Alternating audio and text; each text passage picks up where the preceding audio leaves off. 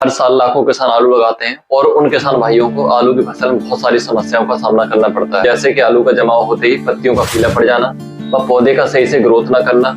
और कभी कभी तो ये पता चलता है जैसे कि फसल हमारी बहुत अच्छा विकास कर रही है और कुछ ही दिनों बाद जड़ सड़न, तना गलन और उखड़ा जैसी समस्याएं भी होने लगती हैं। क्या आप जानते हैं ये सब आपकी एक छोटी सी गलती की वजह से भी हो सकता है, जैसे कि फसल बीजाई करते समय जो भी आपने खाद, दवा, कीटनाशक या अन्य कोई उर्वरक चुना हुआ है या बीज शोधित करने वाली जो भी दवा चुनी है उसका सही से चुनाव ना करना, या हो सकता है आपके द्वारा चुनी गई खाद व अन्य उर्वरक जो अन्य उर्वरक के साथ मिलकर रिएक्शन कर रहा हो, या हो सकता है आपने अन्य किसी डुप्लीकेट कृषि उत्पाद का उपयोग कर लिया हो जो सही से अपना कार्य ना कर पा रहा हो। तो ये सारी गलतियां हमारी फसल में नुकसान का कारण बन सकती हैं। तो चलिए मैं आपको बताता हूँ शुरुआत में की गई गलतियों को पहले पानी व पहले स्प्रे द्वारा कैसे सुधारा जा सकता है और बहुत ही बढ़िया आलू की फसल से प्रोडक्शन लिया जा सकता है। तो आलू की फसल से बेहतर उत्पादन लेने के लिए बने रहिए इस वीडियो में। नमस्कार किसान साथियों, मैं कृषि एक्सपर्ट गोपी बायोसाइंस से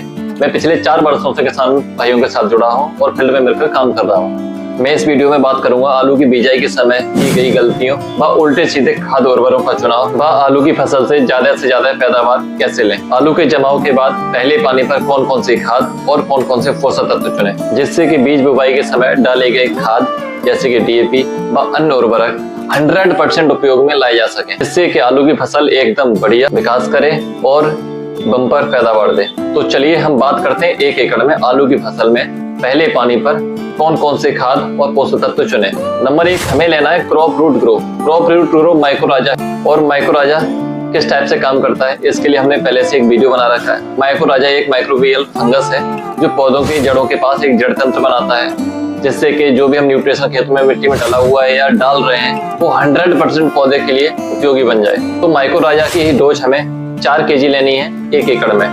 नंबर 2 हमें वर्णकाजी जैम लेनी है जिसकी मात्रा 10 kg है 1 एकड़ के लिए। वर्णकाजी एक spirulina base plus multivitamin base एक तरीके की जैम है जो खेत में एक ग्रोथ मोटर का काम करती है। साथ में हमें नाइट्रोजन की पूर्ति करने के लिए यूरिया लेनी है। यूरिया की मात्रा हम चुनेंगे 20 से 25 kg 1 एकड़ में।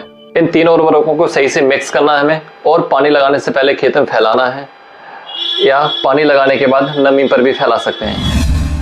ये सारा न्यूट्रिशन डालने के बाद खेत में हम देखेंगे 4 से 5 दिन बाद हमारे खेत में पौधे की ग्रोथ एकदम यूनिक सी दिखनी स्टार्ट हो जाएगी और ग्रीनरी यानी कि हरियाली पौधे की बहुत ही बढ़िया हो जाएगी और पौधा सही से विकास कर रहा होगा। और साथ ही हम बात कर लेते हैं एक स्प्रे के बारे में।